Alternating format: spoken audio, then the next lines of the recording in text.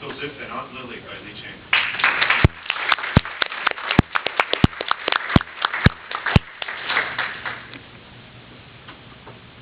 Is it possible for two people who are polar opposites in political philosophy to have an actual conversation between themselves on any political topic without rancor, without anger, without disparaging each other in some way, without getting personal and attacking each other? Today's political society seems to suggest that it's not. But I have proof that it is.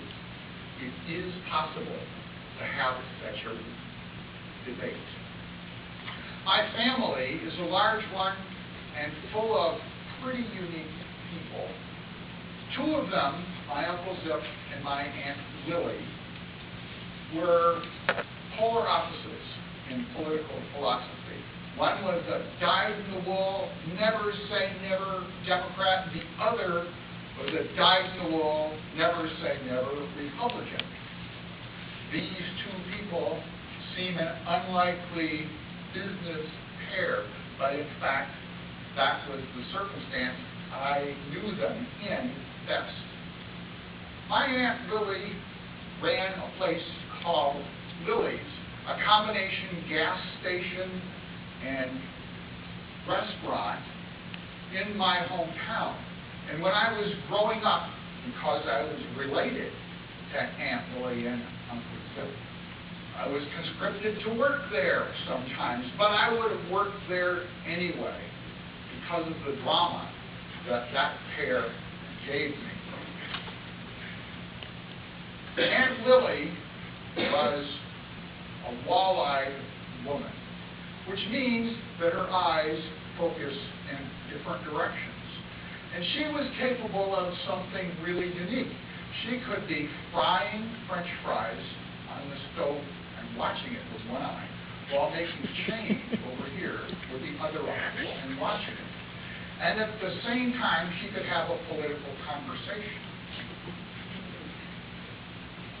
Separated from the restaurant by one wall was the gas station shop, where my Uncle Zip, proprietor of the gas station, was also the chief mechanic, and in those days he would be in the shop changing oil or fixing tires or tuning cars or something. And there was a door, one of these doors that has a top and bottom separated so that you can open the bottom and not the top.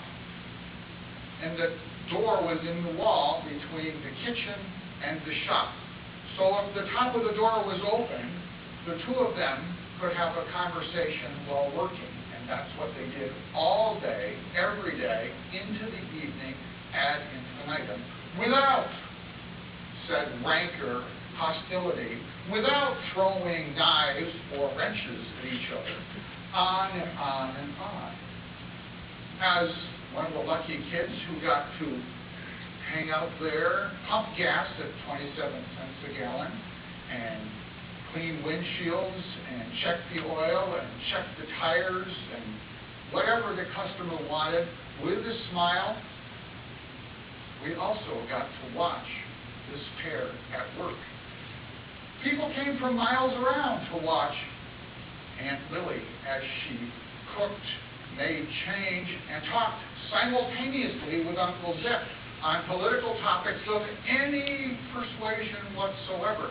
They got the newspapers, they laid them out, and they went over every single topic again and again and again. And they didn't kill each other in the process. And we were pretty well stunned by this circumstance because us kids didn't know how to have a conversation that went that long without killing each other. And yet they did it. So one night when the snow was falling so hard that you could hear it, and there weren't many customers because there was over a foot of snow on the ground, I asked them how they did it. I said, Aunt Lily and Uncle Zip, how do you do this without hurting each other? I don't get it. We can't do it. Us kids, we can't do it. And then the place went silent. And they sat there and looked at us and said it ought to be obvious. Uncle Zip knocked the doggle from his pipe, put some more cherry blend in it, lit it with his signature Zippo lighter, and the smoke swirled around him. While Aunt Lily sat there and looked at me like, this is a no-brainer. She said it's simple. We never call each other names. We never make it personal. It's about the issues. It's not about us personally. And you can always find something good in the other person's point of view. You can always identify value in what they say, even if the total message seems a little bit off. You need to understand their position. Uncle Zip chimed back in with it's the golden rule. Do unto others as you would have them do unto you. Think about it. Everybody has value in their soul and in what they say. Your job is to figure it out.